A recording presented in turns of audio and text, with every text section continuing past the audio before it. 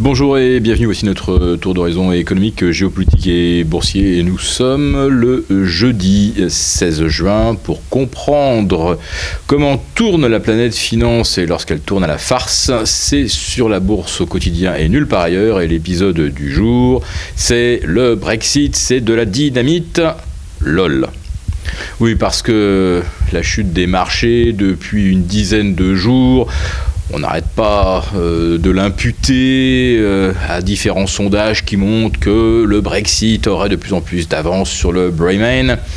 Mais en fait, c'était le prétexte bien commode que les marchés attendaient pour procéder à de vastes allègements de portefeuille.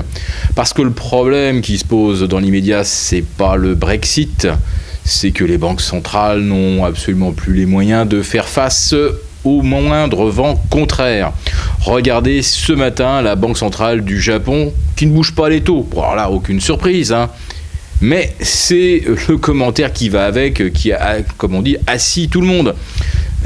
La BOJ n'aurait pas bougé parce que la croissance revient, l'inflation pourrait retrouver une trajectoire ascendante. Absolument, mais plus personne ne croit à ça. Ça fait 25 ans que la Banque centrale du Japon pratique une politique de taux zéro d'injection monétaire. Elle avait doublé la dose avec les Abenomics. Ça ne fonctionne pas. On peut donc considérer que c'est un véritable aveu d'échec. Puis hier soir, il y a la Fed, alors qui ne bouge pas non plus les taux. Aucune surprise. Mais elle abaisse ses prévisions de croissance pour 2016 et pour 2017. Et pour 2017, elle revoit de 0,3% à la baisse, à plus 2%. Curieux tout de même qu'avec une économie qui soi-disant accélère, on soit obligé d'abaisser les prévisions de croissance. Curieux, non. Et puis il y a la productivité américaine, on l'a vu il y a une semaine, qui chute tout simplement parce qu'on est arrivé au bout de ce qu'on savait faire en termes d'économie d'échelle, d'externalisation des fonctions support, etc.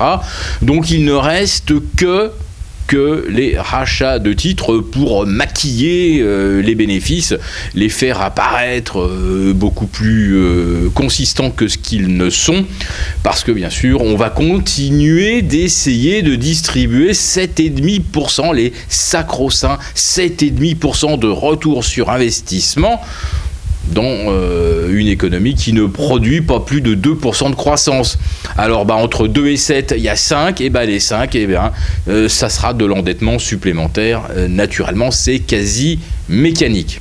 Oui, le Brexit, il a vraiment bon dos dans le contexte que nous vous décrivons. Alors, si jamais jeudi prochain, on se réveille avec une Angleterre hors de l'euro, attendez, c'est pas hors de l'euro, c'est hors de la communauté européenne. Comme la Norvège, par exemple, qui va très bien, merci pour elle. Comme la Suisse, comme des tas d'autres pays qui n'ont pas à se farcir l'énorme volume mensuel de nouvelles réglementations. On peut même dire d'entrave à tout ce qui peut constituer aujourd'hui le fantôme de la libre entreprise. Car nous sommes bien dans une économie totalement administrée donc en eurozone par la BCE, qui décide souverainement de la valeur de tous les actifs, et notamment des actifs obligataires. Et là, le Brexit, c'est là qu'il montre aussi les limites des banques centrales, puisque on aura des turbulences. Ça forcément, on aura des turbulences.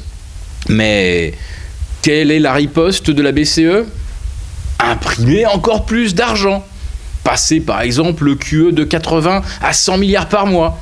La belle affaire, il n'y a déjà plus rien à racheter. On n'a qu'à voir les taux longs allemands maintenant négatifs. Ça veut dire que véritablement, il n'y a plus rien sur le marché. D'ailleurs, il n'y a plus de marché. Alors c'est effectivement très compliqué de vendre dans un non-marché. Quand il n'y a plus d'acheteurs en face, depuis longtemps d'ailleurs, depuis la mi-février. On sait que c'est les banques centrales qui tirent les cours.